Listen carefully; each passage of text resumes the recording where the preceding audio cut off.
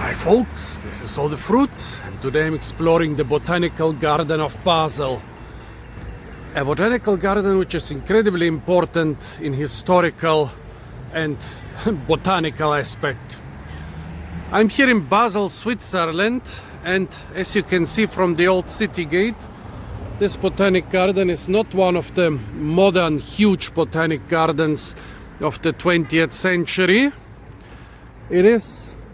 It has been in this location here for over 100 years. However, this is also not the original Basel Botanic Garden. Basel Botanic Garden was one of the first botanic gardens in the world. It was founded in the 16th century by a guy called Bauhin,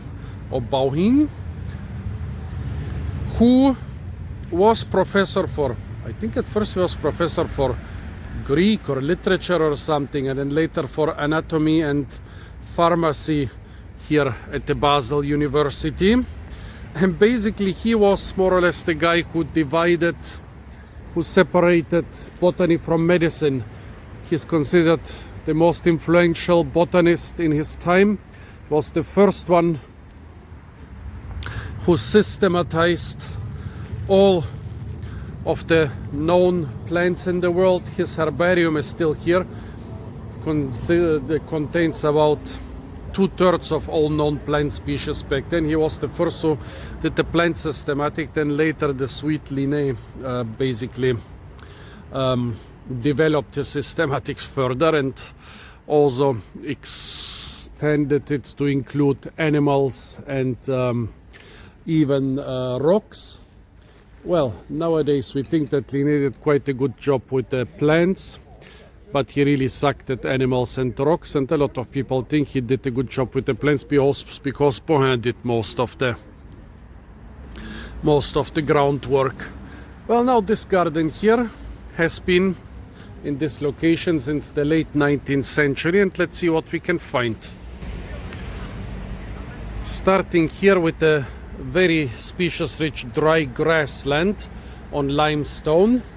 Dry grasslands or steppe-like formations.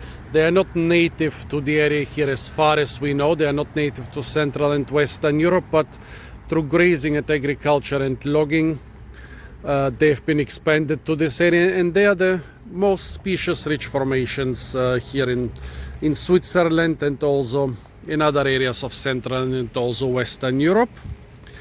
And that's why they have made a nice habitat here. Couple evergreen oaks. I think that those are hybrids.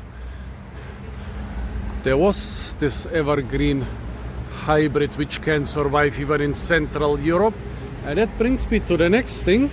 We are here in Switzerland, and Switzerland, despite being a very small country for, well, if you come from the US or China or even from Germany, despite being a very small country, it has a lot of different climates. And so far I have explored mostly the southern parts of Switzerland and the Italian border.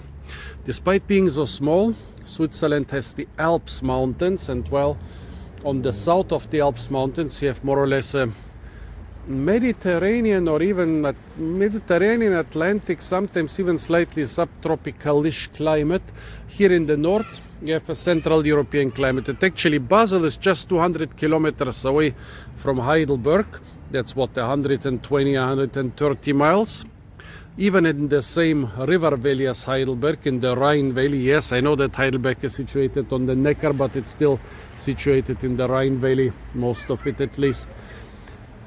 So here we have a climate very similar to Heidelberg, but since we are in a different country, we are not even in the EU, here people might have kind of a different approach to gardening. So I'm really curious what I'll find here. Well, a first sign that we are not in the tropics is, yeah, they have lotus growing here, but despite, I don't think they had frosts already. Despite that, it's dying probably from the cold temperatures. Here is a lotus fruit. However, no lotus seeds inside. Pity, they are tasty. But the fact that it's dying despite having enough water shows us that We don't live in such a warm climate here, and I wonder if, I guess that they will bring some of the rhizomes indoors to protect them for the winter. Something else they are protecting for the winter are those bananas, Musa basio, the most frost-hardy banana we know of. Yeah, 30-40 years ago it grew mostly in botanic gardens in Central Europe, and nowadays it's also kind of not uncommon in private gardens in the mildest parts. I don't think they need to protect it here, but I think it's more of a traditional thing. They are putting those big fences or cages around the bananas, then they are filling them with leaves. I guess they will chop off the pseudo stems and then throw them on top of it. Nowadays I don't think it's necessary. A lot of people in private gardens, they just don't do any winter protection, and I haven't heard of a Musa basio freezing in Heidelberg in this century. Actually, what is this red color? Is this Musa basio? Wait a moment.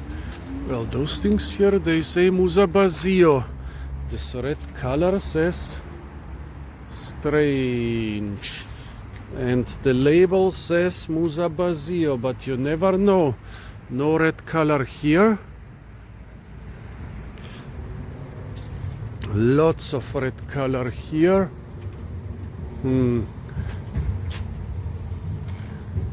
Interesting. I also encountered a variety called black stemmed Japanese fiber banana. Now we have a red stemmed one. Tell me if you know what this is, folks. However, all this winter protection's not gonna help much when there is water running out of the greenhouses and water logging the ground here around this banana. Musa basio is best of all banana species at tolerating cold, wet conditions, but don't overdo it, folks. It's cold, it's November. Later today my flight for Indonesia takes off, but let's get a little front payment, or how do you call it, on this, and go into the greenhouse where my phone of course fogs up. Nice, beautiful lowland rainforest with all the typical stuff. Oh, egg fruit, nice. Is it? Yeah, it is egg fruit. Of course, a lot of greenhouses not publicly accessible. Oh, look at that big banana. Bananas in the mist. Should be, what do they say? Musa paradisiaca. That's an old name. Probably this is not a paradisiaca at all. Probably this is just a Musa, what do you call it? Balbisiana. Oh yeah, I'm gonna spend the next 4 months in such environments. But about a week of cold before I leave is really good to show you, yeah, how lucky you are. Yeah, a habitat I'm trying to avoid is the highland cloud forest. Cold. There are a couple places in Borneo and in Java with this climate which I'm probably gonna visit, but suddenly it's 15 degrees colder. And look at that. They have a huge lulo plant here, Solanum quitoense. Look at the beautiful flowers of the lulo. And I guess the constant moisture covers everything with algae. Those fruits are half ripe, or no, I think they are ripe, because look at that bunch lying on the ground. They are basically ripe, but they are so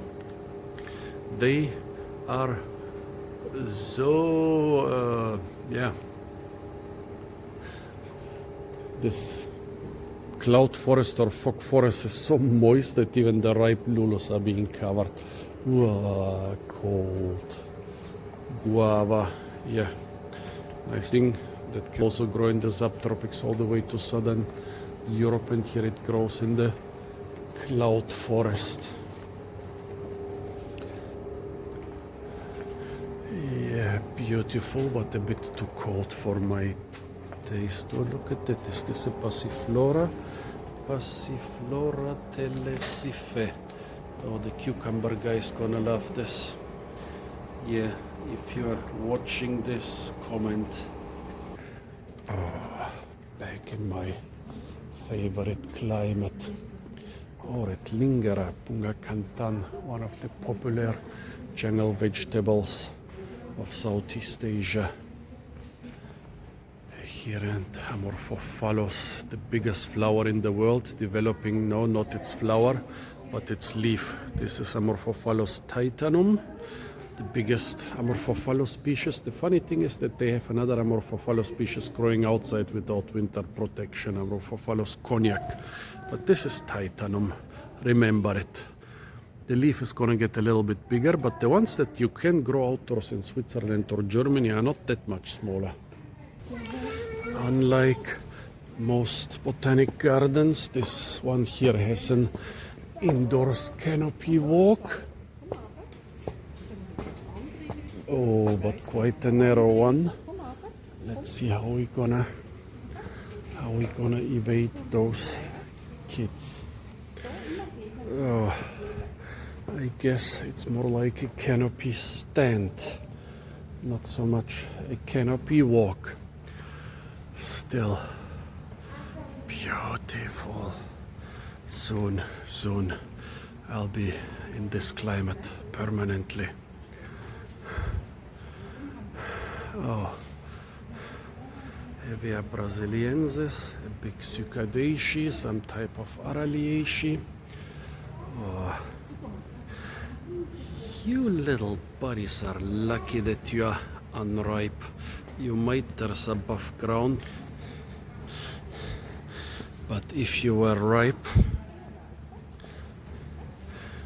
I would totally get you. Some type of shampoo ginger, not just growing but thriving here. Singular spectabile.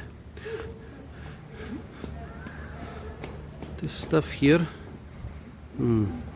well, I don't know if this is, it's not very slimy. Usually in the shampoo gingers, this water that gets in there gets pretty slimy and then you can use it as a shampoo. But wonderful ginger flavor. This water is ginger flavored. I guess if you don't mind all the bugs inside, you could bottle it and drink it. I think I've eaten you somewhere.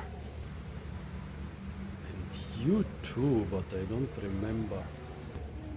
You are a beauty.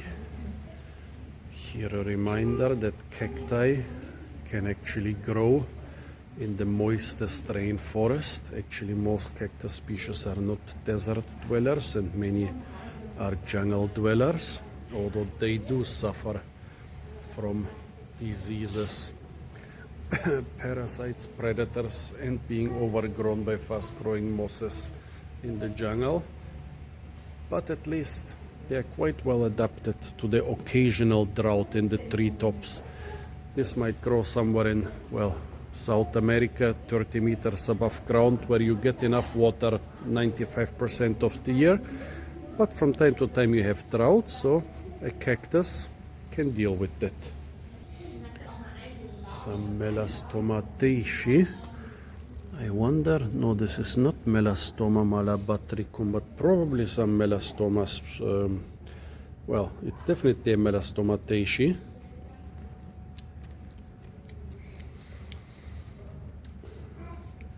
Well, hairy and slightly sweet. Let's not be a wimp. A couple more hours in the cold are not gonna kill me. Over there, another frost-hardy banana, Musa zikimensis. But if this is zikimensis, then what is the one here with the reddish stems? Please comment. I really hope to find a lot of ancient trees in this ancient botanic garden, but then I learned that it's been here just for a bit over 100 years. But still, this tulip tree is super impressive. The stem itself is what, 1.5 meters thick, I would say. It would be very impressive on its own, but then at the base it's growing out of a big big burr or whorl or what this is, 3 meters in diameter. I'm sure once this thing dies or falls over, it's gonna go into a museum, but let's hope that it remains here at this spot for many centuries to come. They have built the modern greenhouse. I mean, this greenhouse cannot be older than 10 years. They've built it right next to the tree. Good that they didn't build it on top of the tree. Since the Botanic Garden is still in the city center and very small, they have to make every square meter count. So they have a lot of interesting stuff here. Amicia zygomeris. I wonder if this thing can survive outdoors in this climate. It looks so tropical / subtropical to me. Fehoa acazeloviana, a nice fruit plant fruit shrub / tree which recently got introduced to the area. And here I think this is called porcelain grape or porcelain berry. And here's some akebi. I wonder if they have fruits. I promised you the Amorphophallus that's growing outdoors. Here an Amorphophallus cognac. Probably this leaf reached about 2 meters high before it wilted. Amorphophallus cognac, here they say Southeast China and Vietnam, but it's mostly consumed in Japan. You can make nice noodles from this. And yeah, it does survive in our climate, amazingly. Wow, this should be Clematis flammula. Don't touch it, it's phototoxic. It wouldn't, I think it's Clematis flammula. Well, it wouldn't matter so much if I stayed here, but starting tomorrow I'm in the tropics, so I cannot have phototoxic stuff right now. Rubus reflexus from China. Beautiful plant. Fortunately, I don't see any blackberries or raspberries on it. There are some remnants of wilted flowers, but not more. And of course, Wolebia nobilis, the poster child of every botanic garden. Since it was discovered, there was a big fight for the seeds to breed your own plants. The good thing is, even when they are still quite small, they are producing their own cones. Here you can see the male and the female cones. And so this is like one problem that will solve itself just by the botanic gardens producing enough cones, so soon everybody can have a Wollemi pine. It's not a pine, it's a conifer from the time of the dinosaurs, which got rediscovered in Australia a couple decades ago. I wonder what the seeds taste like, but I'll have to wait for a couple more months for that. And back there, really hidden, it's something really amazing. Ficus pumila, the creeping fig. The reason it's hidden is because it's not very frost hardy. It grows very well in the south of Switzerland, but it grows very well also in the Mediterranean, in the Canaries, and also in the lowland tropics. You see it a lot as an ornamental in Malaysia, Indonesia, Singapore, and here the same species grows outdoors in Central Europe. That's amazing. And down there on the wall, it already has quite a dense cover, and it's creeping up here. It's already reaching over 4 meters high. Let's see if no harsh winter makes it freeze back soon. This is gonna be really amazing. Franklinia alatamaha. This is one of the first plants the settlers made extinct in North America. They discovered it in the 18th century. At the beginning of the 19th century, it was already considered extinct. A Tieishi, a tea relative, a glacial relic from the Alatamaha River in Georgia.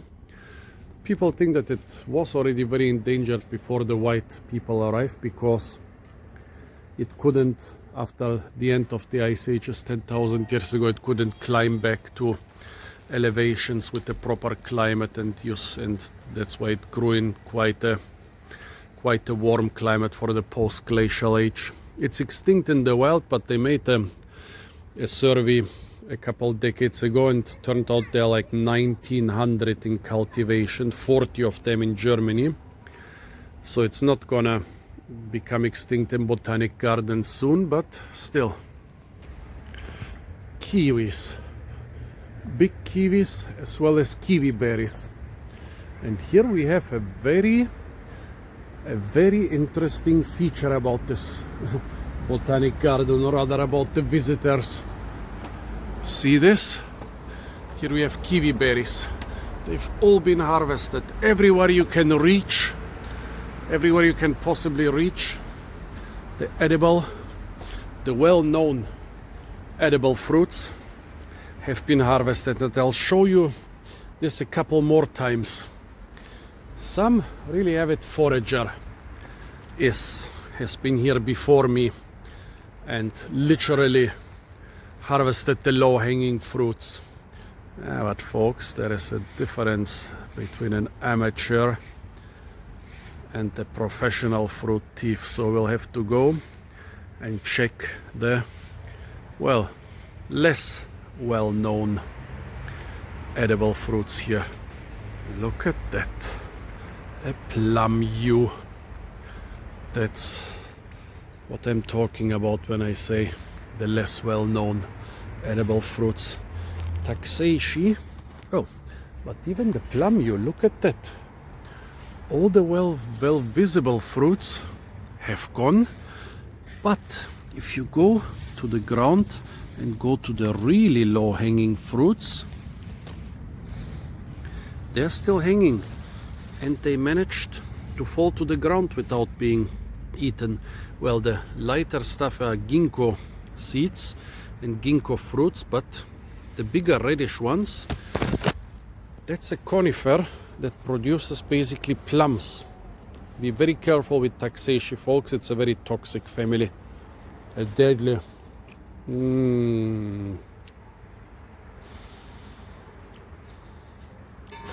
However, the plum fruits,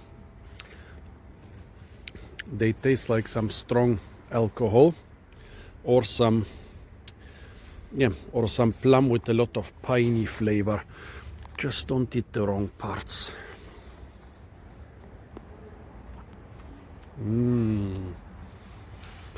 This one was sweeter. Yeah, the ginkgo is another tree which is closely related to the conifers, but it looks like a broadleaf tree. It also produces fruits that look like little plums. Actually, I think the ginkgo originally means silver plum or something. Here a couple shriveled up which fell from the tree quite early. Here are the seeds from last year. The leaves are being used medicinally. The fruit is being eaten by some brave people, but it tastes and smells like puke, so even stepping in the fruits is not a nice thing.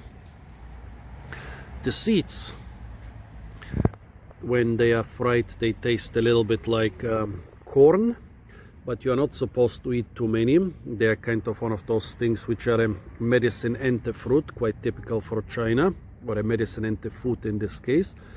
But apparently you can produce ginkgo starch or ginkgo flour, which is actually a staple in East Asian cuisines. And also very interesting, this thing is reproducing like crazy here. I've seen this only in the Botanic Garden of Heidelberg so far. There are many thousands of ginkgos around Central Europe, and this is the second one where I've seen very active reproduction.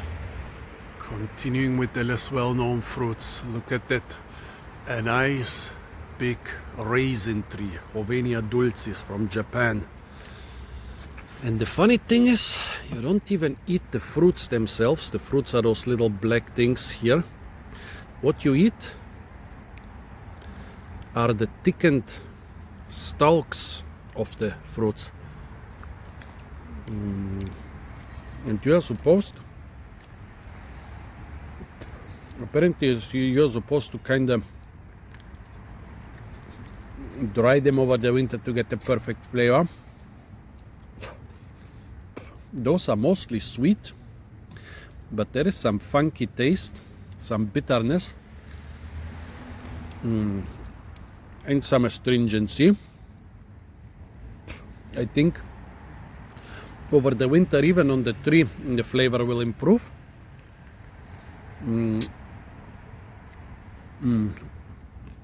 But if you harvest and dry them, literally like raisins, it's gonna be even better. And the tree makes it quite easy for you, because often whole inflorescences fall off. Every botanic garden tries to have one or two twists which others don't have. And look at that mooshusli, literally meaning tiny moss house. How cute. Well, Swiss German is very cute anyways. Ja, Schweizerdeutsch. Das ist richtig süß, das Schweizerdeutsch. Ich kann das zwar nicht richtig sprechen, aber imitieren kann ich's. Well, the moss house has one little moss board, beautiful. A lot of different mosses and, well, what do you call those things? Hupertia and Lycopodium and so on. But of course, in order to capture more visitors, they also have, Saracandra glabra. That's a medicinal thing, and supposedly even the seeds are being edible or something. And of course mostly ferns in here, because ferns do attract more people, and you're not supposed to touch them. Is this in order to protect you or them? On the outside of the moss house, there are a couple more ladies waiting to visit it. There is a beautiful mossy wall, one of the best I've ever seen. And Ramonda Natalia, yeah. And this here without the label should be Haberlea rhodopensis. Let's see, Haberlea ferdinandi coburgi. Yeah, this is from the Balkan and not from the Rhodope mountains. Well, like many ferns in this wall, those flowering plants, yeah, you can clearly see they are flowering plants. Here are some inflorescences. Okay, the ladies finally decided to go past me. Well, those can go into anabiosis for over a year. Very interesting plants. I've actually found the rare Haberlea ferdinandi coburgi in the wild, but the populations, I know they're kind of declining. I don't know why. But yeah, beautiful little moss house. I love it. Oh. Nope. We are not covering the Breaking Bad plant. Here, extremely intriguing, a fig tree, another fig species which can grow outdoors here in Switzerland, and that means it can also grow outdoors in Heidelberg. I'm pretty sure Ficus erecta. We have also Ficus carica, so this botanic garden here grows already 3 ficus species outdoors without protection, and I'm sure they could also grow Ficus afghanistanica. And this Ficus erecta is even fruiting. Well, I'm sure it lacks the proper fig wasp, so the fruits are not going to be pollinated anyways, but still, really amazing. A tropical, well, I guess it's more a subtropical to temperate fig that grows here. It's losing its leaves, so really adapted to more temperate climates. Persian ironwood. I think this thing here is called mahogany cherry. Yeah, mahogany cherry. A twisted beech in the background. A nice handkerchief tree. In spring those have big white leaves which people confuse with the flowers, and they are showy. They actually have the function of flowers. And those fruits, when the kiwi was appropriated by the Westerners. They were actually not looking for the kiwi, they were looking for this thing, which coincidentally has similar fruits. At first they were not able to find the beautiful ornamental, and they were really disappointed that they just found that boring fruit. Who is boring now? Another very interesting fruit tree, the pawpaw, Alcimina triloba. No more fruits on it here in early November. However, it is spreading in this botanic garden. I don't know if those are suckers from the roots or seedlings which have been cut down a lot. This really looks like a sucker, but a couple of them could be seedlings. Tell me, folks, if the pawpaw is spreading rather through suckers or through seedlings. Big bamboo, and here a ruler, how fast it's growing.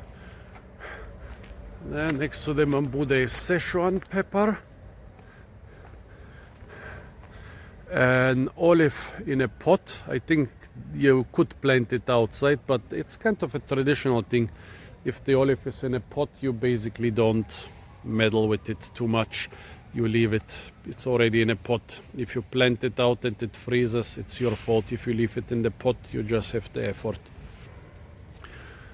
One of the most impressive trees here, the Japanese pagoda tree, well over 1.5 meters thick.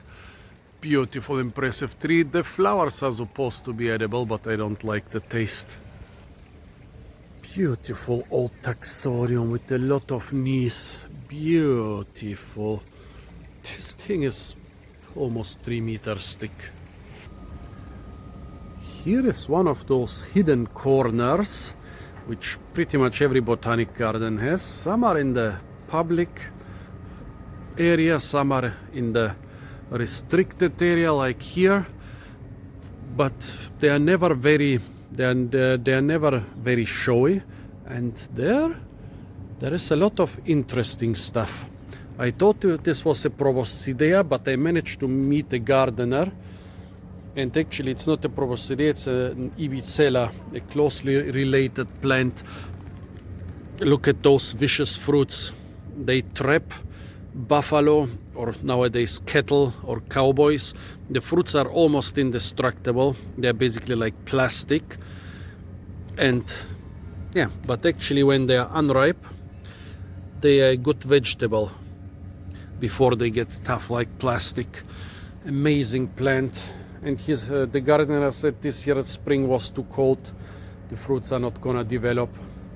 But last year, the seeds are not gonna develop. But last year, for example, the riccinus seeds developed, and actually they got some in the compost, some new plants in the compost this year. The West Indian cucumber. It seems to be a spiny cucumber, which is not bitter. It's being used as a vegetable, just like Cucumis sativus, our normal cucumber. It's used for fresh consumption and also for pickling. But now that I met this nice gardener, I don't feel like eating his fruits. Pity. I would like to try a non-bitter wild cucumber. Actually, they don't even know if it's a wild cucumber. It probably originated somewhere in Africa, but nobody could find wild populations. So a lot of scientists think that actually this is not really a wild species, but already something that has been bred for thousands of years to become edible for humans. The dwarf tamarillo. I was really baffled. This is what baffled me most in this botanic garden, because I wondered if they stay outdoors in winter. But then the gardener told me no, he's gonna bring them indoors, but only when the first weather forecasts for frosts appear, because he said, yeah, now if I bring them indoors too early, they'll have a lot of parasites and aphids and so. And now I leave them outside until the very last moment, then I bring them inside. And yeah, if I do it in time, they will not get hit by the frost and also not get hit by too many bugs. So I I didn't ask him if he's cutting them down or something, or if he's overwintering them in full size, but very interesting. The jujube is looking strange. I mean, yeah, it's normal for it to be losing its leaves this time of the year, but all the fruits look very underdeveloped. I mean, it's also normal for them to dry on the tree this time of year, but they should be a little bit bigger.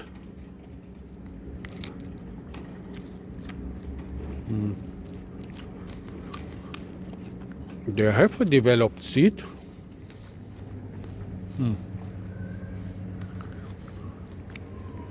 And here is one fruit which is a bit better developed, but still, tell me why 99% of them are underdeveloped and also not very sweet. What happened to this jujube? Squirting cucumber and physalis, most probably physalis pruinosa. There are a couple fruits which already squirted, and of course now in November, in this coolish climate, it doesn't look very nice already. Squirting cucumber, by the way, is toxic as far as I know. Don't eat it. Also no good fruits on the physalis, and in the back some black nightshade, which also has edible fruits, but right now I'm not feeling like eating it. Need to warm up a bit more. So I'm back in the greenhouse, and here is something. I think I've seen something like this in Southeast Asia. However, this seems to have fruits. What is it? Well, one good thing about the Botanic garden are the labels. Guess what's missing here for this thing? Yes, a label. Bulbophyllum. No, this is an orchid. This is this one here.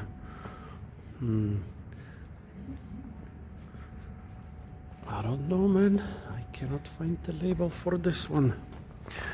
Look at those appetizing, good-sized fruits, man. They are what? Almost 2 centimeters long, or not so much shorter of an inch. It's another orchid here, this label. Pity there is no label for this one. If you know what this is, please tell me. Must be some really tropical thing. Very conspicuous leaves. Can I find the flower somewhere? Well, there are some flower buds here. Some really nice fruits.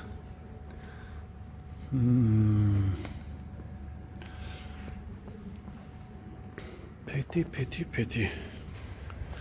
A nice big alpinum or alpinum, basically a rockery or a rock garden.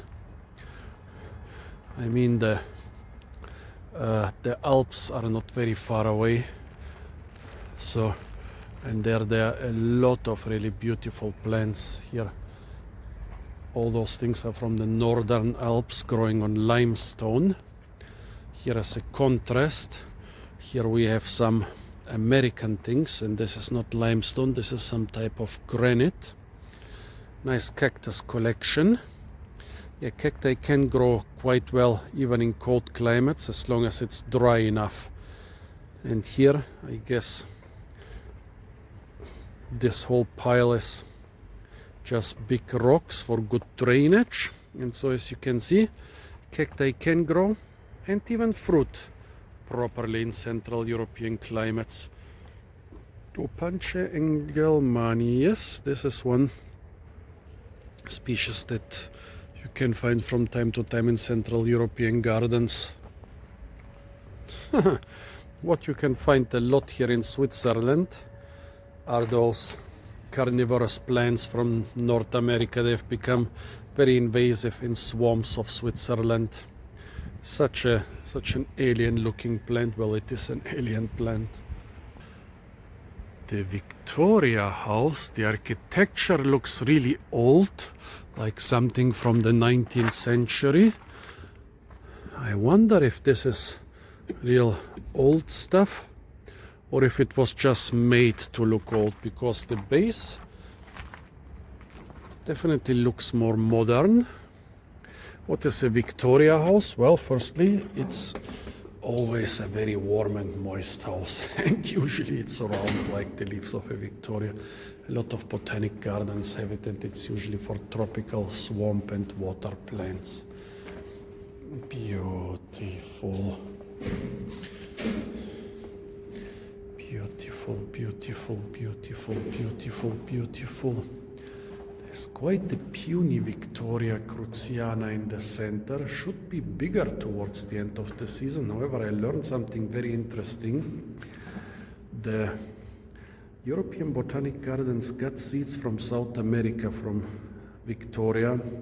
Was it Regia or was it Cruziana? Well, in the 70s, and then they shared it everywhere, and now every botanic garden that is able to grow it grows it, and they're even fruiting here, and the seeds are edible. Very interesting for me. And each botanic garden is collecting the seeds and then replanting the plants, and that has been going well for decades. However, by now so much inbreeding has been happening in every botanic garden that the Victoria plants are not looking very nice anymore. So they need new influx, but since tropical countries don't want to give up their biodiversity so easily anymore, now the European botanic gardens are trying to share seeds among each other to increase the genetic diversity of their Victoria stock. And maybe the reason this looks so puny is that it's being inbred in this botanic garden here for decades. I mean, it's not a bad thing that they're producing their own seeds and everything, but after a couple decades, sometimes you get unexpected results. And I want to eat those seeds. Some fish or some other animal, some water animal has died in this part. Yeah, smells like dried fish. Here, by the way, rice. Let's see what's in this hidden corner. That's the rule of thumb for the botanic gardens. What is this for? Very strange. And it seems like it's not just for as an ornament. Well, the rule of thumb for botanic gardens is in the hidden corners there is interesting stuff. Look, for example, at this giant here, Dilenia maxoni. Was it a Dilenia? I thought the name was something with Imperialis or something. But look at this giant thing. This is a herb. 4 meters tall or even taller. Yeah, when it was erected it was definitely over 4 meters. Now it's still 3 meters, 4 to 5 meters tall. As thick as a thinner human arm. Must have been even more impressive a couple weeks ago before it fell over and they cut off most of those things. The flowers are really impressive. However, I don't know if it already had one generation of flowers, because now everything is covered with buds. Quite sad. If we get frosts in the next weeks, they are not going to experience the beauty of those flowers. But no, Dilenia. No, wait, this is not Dilenia. The name was different. What was the name of this giant thing? I used to know it. Well, incredibly impressive 5-meter tall herb. Stems as thick as your arm. No, this is not. Tell me the name of this thing. Cold house. Do I really want to go in there? What is a cold house? Well, it's not an ice house, but it's basically a house where you don't maintain some super high temperatures, but you can still feel that it's considerably warmer than outside. Let's see, kaffir plums, sugar cane, Buddha's hand citron,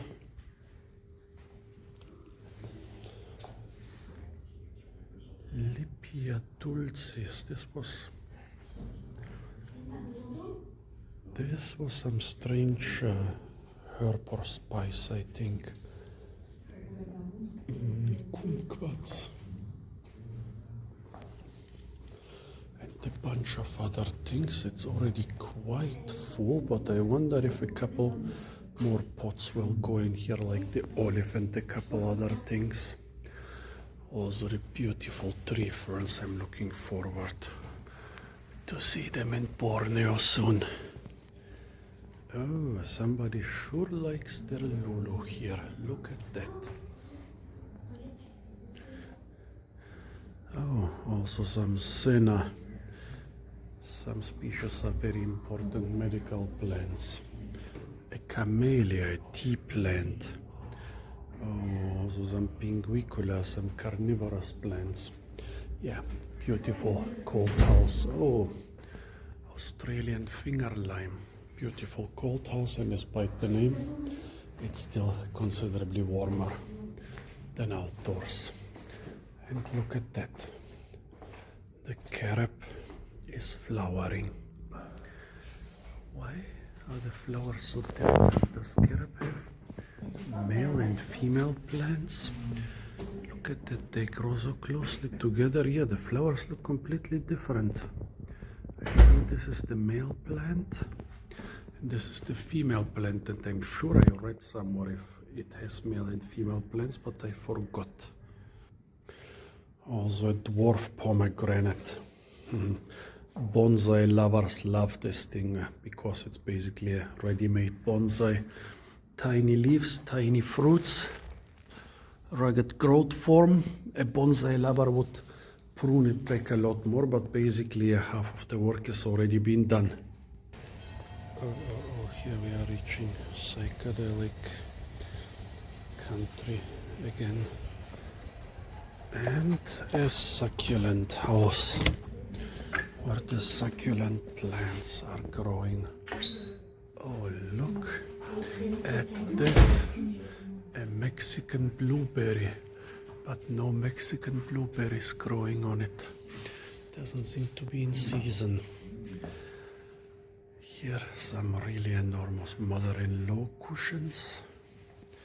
Oh, Bursera. Oh yeah. I traced a couple of those in the rocky outcrops of the Sonora Desert in Arizona. And believe me or not, but this is a cactus. Beautiful. Actually, now I wanted to show some cactus-like plant and say this is not, but around here there seem to be only American plants. Oh, now here we have Madagascar plants. I really have to go to Madagascar. It's like a different continent with all its own flora and fauna. And of course dancing and singing lions. And yeah, this might look like a cactus, but it isn't. And here we are definitely in the Canary Islands. Aeonium, Euphorbia, Echium, Canarina. Where are we here?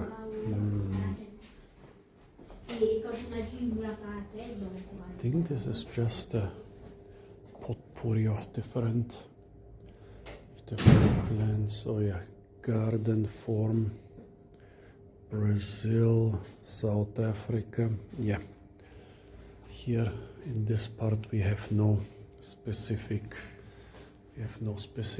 geographical area, but still beautiful. Here let me show you again what I mean when I say everything that's well known has been foraged. Look at that. The fig tree is hanging full of fruits.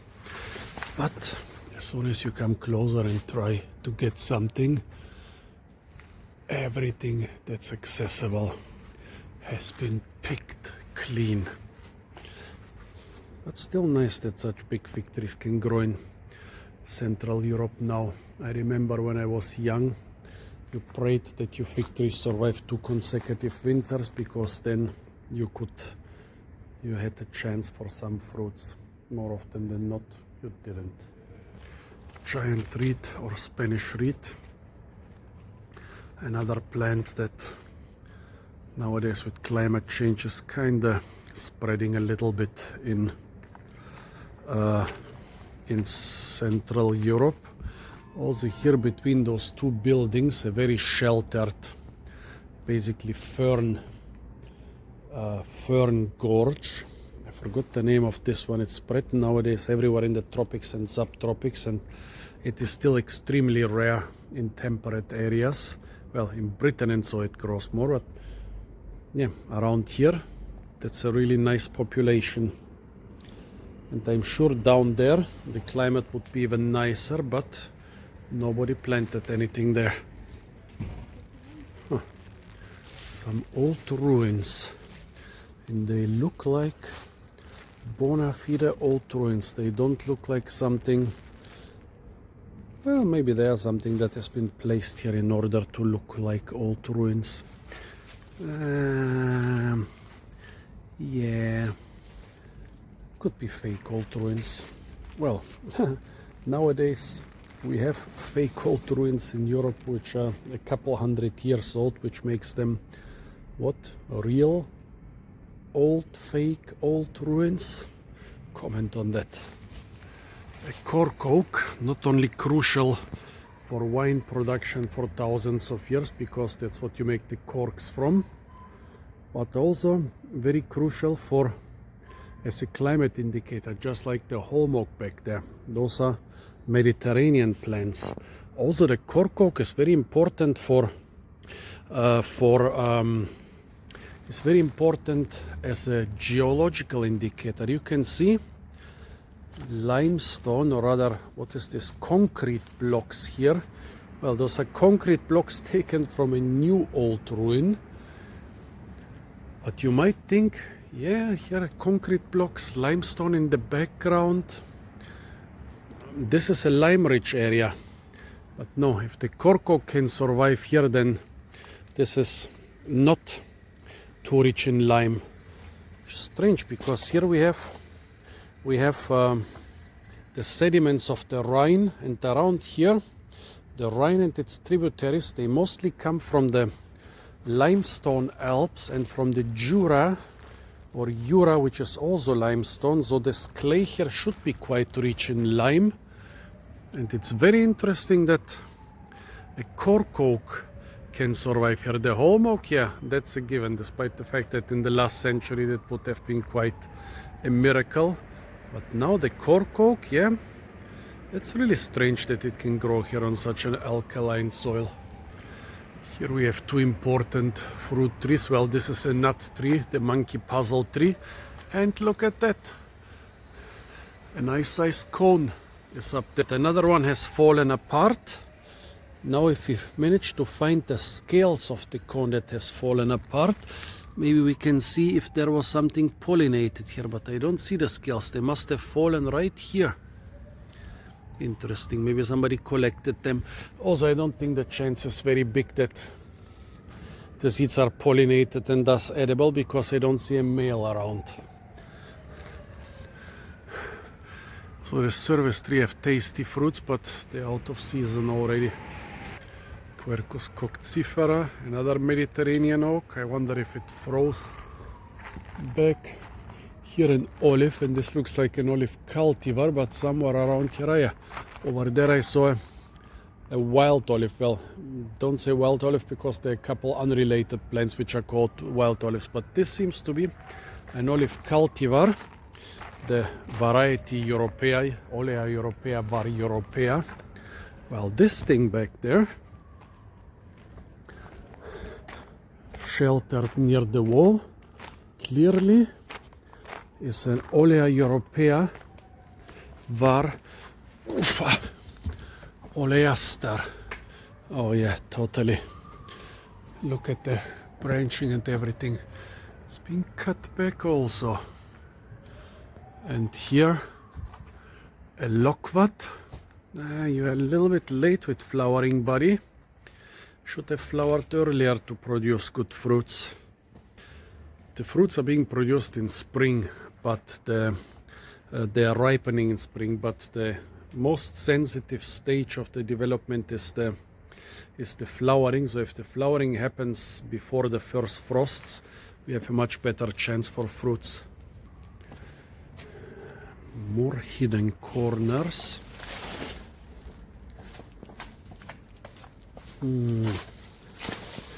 If I was a gardener, I would utilize this corner here. It's a corner between two buildings, and here is a yew tree which is evergreen and does provide some protection.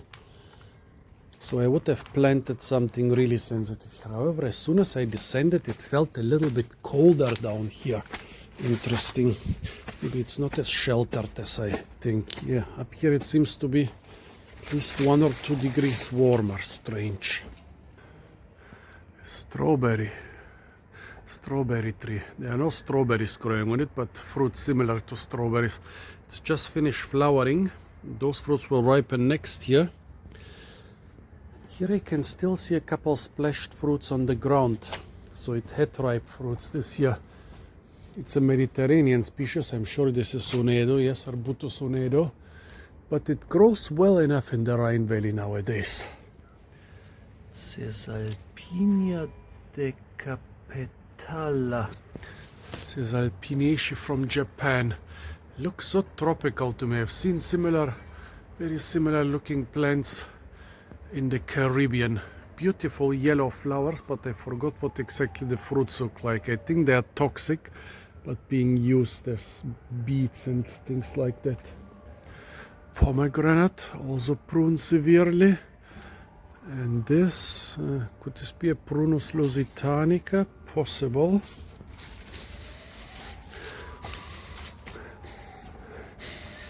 Strange smell. Like some baby ate a lot of fruits and then pooped. There must be a kaki around. Okay, it's a lotus. Lotus plum tree hanging full of tens of thousands of fruits. And the couple have fallen to the ground. A lot of kakis and kaki relatives. The whole tree smell a bit like fruity poo.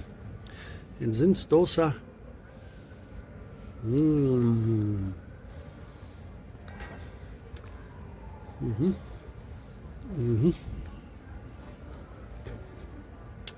a bit more sour-edged than the average kaki.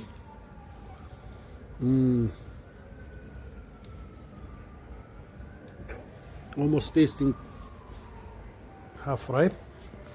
The lotus plum is the kaki of the West, like West Asia and the Mediterranean. Here it is. And those ones which still look really beautiful are too astringent. But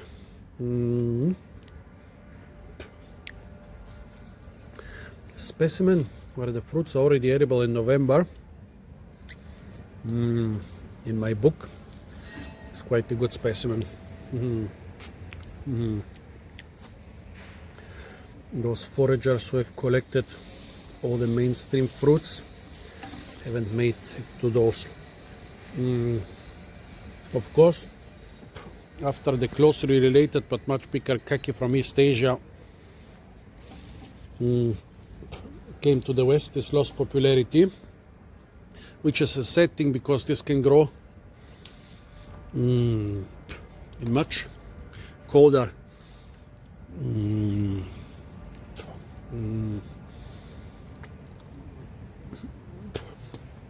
much colder climates.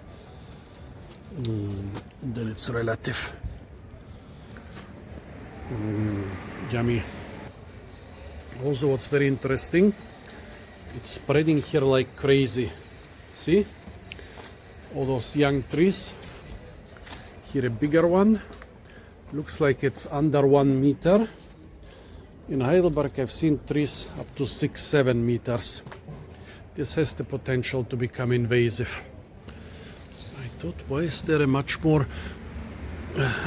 bright fruit from the lotus plum? But no, this is some sorbus aria. Some sorbus aria relative, and here is the leaf in contrast to the lotus plum and its leaves. Still munching away on those. Bah. Okay, don't get any moldy ones. This is a good variety. We have similar varieties. One tree of a similar variety in Weinheim in Germany, but in Heidelberg, also in Marburg, can only eat the fruits after severe frosts. Before that they will be too astringent. However, those here, not too sweet this year, but totally enjoyable. This is the system, and the system in each botanic garden. It's basically the area where you have stuff of all the important families so that people can compare them. And remember, Bohin, the guy who founded this botanic garden, was the one who started all this serious systematic stuff. I wonder if this is more or less his old arrangement, because usually the system in most botanic gardens is much more square and regular, but that's what it looks like here. And here I'll show you again what I mean when I say somebody has been foraging all the standard stuff. See this? This Physalis alkekengi has been eaten. Same goes for this one. And there, a third one over there.